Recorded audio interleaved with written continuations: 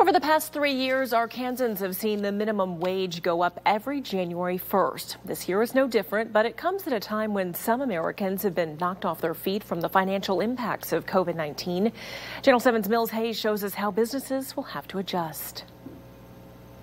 I've spoken with small business owners all week, and they all tell me that the minimum wage increase is going to impact them, even if it is a welcome change for some workers. But I spoke with lawmakers who are trying to combat that increase with a whole other means.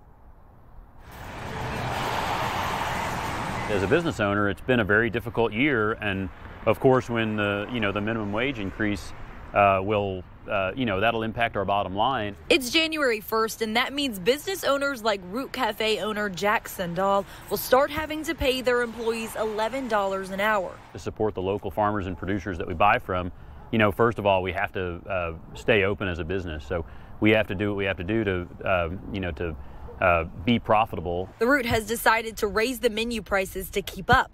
Sandel says the increase in the minimum wage is coming at a good time since minimum wage workers have been hardest hit by the pandemic.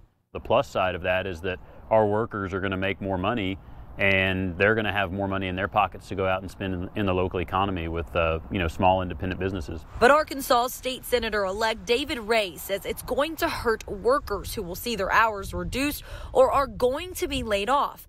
I've heard from a restaurant owner in my district who has talked about how it's going to be more difficult to rehire some of the workers that were laid off because of the pandemic. Ray says he'd like to find a way to alleviate some of the burden on small businesses.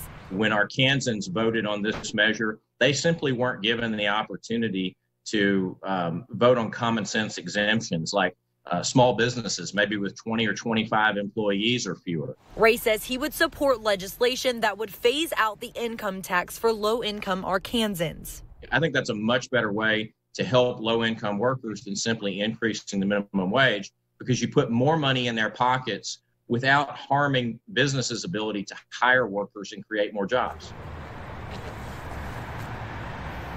Ray tells me that he's also the father of a 1- and 3-year-old, and he says that he's definitely seen his daycare bill go up because of that minimum wage increase. And he says that that is sometimes a cost that single parents just are not able to absorb. Back to you, Aaron. Okay.